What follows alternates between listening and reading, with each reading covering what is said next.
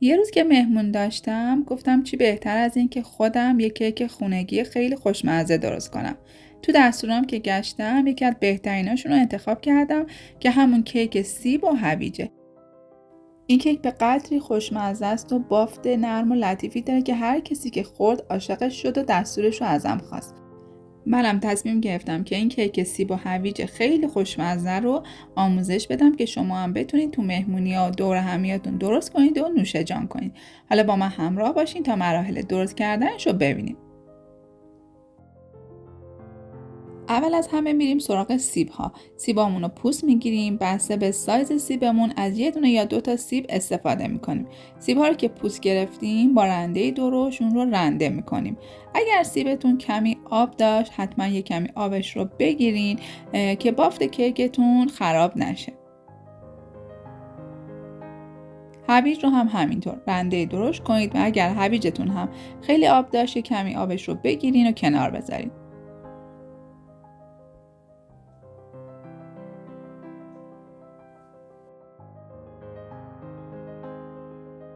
یه مقدار گردو رو هم ریز خورد میکنیم به سایزی که زیر دندون بیاد و تو کیکمون معلوم باشه و طعمش رو بهتر کنه. همیشه هم یادمون باشه که مواد اولیه کیک رو حدوداً یه 20 دقیقه قبل از درست کردن از یخچال بیرون بیاریم و تو دمای محیط قرار بدیم تا موقع درست کردن کیک همدمای محیط باشه. توی مرحله کره همدمای محیط رو که نرم شده رو داخل کاسه میریزم و با شکر و وانیل به کمک همزن کاملا هم میزنم.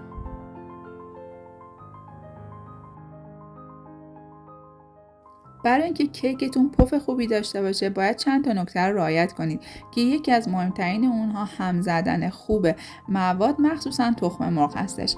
مواد اولیه‌ای که قراره با همزن هم بزنید رو انقدر خوب هم بزنید تا کاملا بافتش کرمی بشه و لطیف و نرم بشه. الان هم ما باید کره و شکر رو خوب هم بزنیم تا دونه هاش کاملا باز بشه و دونه دونه تخم مرغ ها رو اضافه کنیم و خوب با همزن هم بزنیم.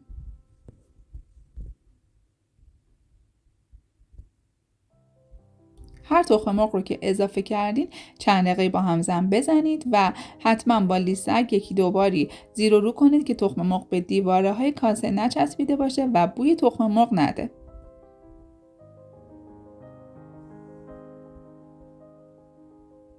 انقدر میزنم که به حالت کرمی و سفید در بیاد.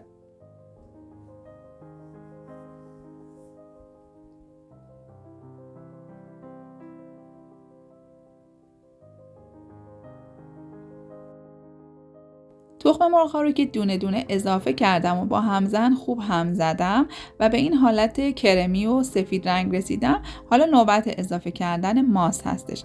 در درست کردن کیک‌ها همیشه حواستون باشه که وقتی ماست و روغن رو میریزین دیگه نباید خیلی هم بزنید و در حد مخلوط شدن کافیه.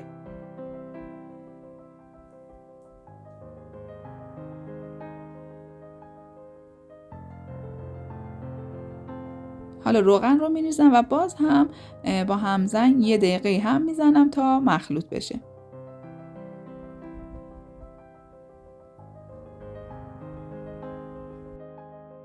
تو کیک سیب و هویج من از یه دونه جوز هندی استفاده کردم. رندش میکنم و مقدار کمیش رو داخل کیکم میریزم و همینطور دارچین. این دوتا ادویه نمیدونین چه طعم خوبی به این کیک میده. انقدر خوشمزه میشه. البته باید دقت کنید که جوز هندی رو نباید بیشتر از یه حدی بریزین که تلخ بشه. کاملا مخلوطشون میکنیم و حالا سیب و هویج رو اضافه و در حد مخلوط شدن هم میزنیم. همیشه کیک ها رو به حالت دورانی و یا ورق زدن کتاب هم بزنید که پف کیکتون نخوابه و کیک خراب نشه.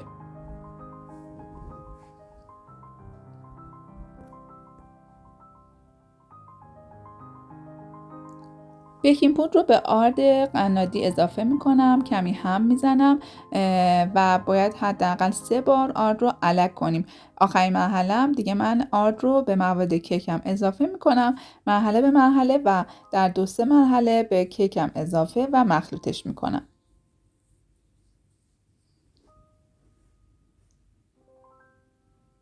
غلظت مواد کیکم به این حالت هستش. کاملا زیر و رو میکنم، گردوها رو اضافه میکنم و مواد کیک من آماده است.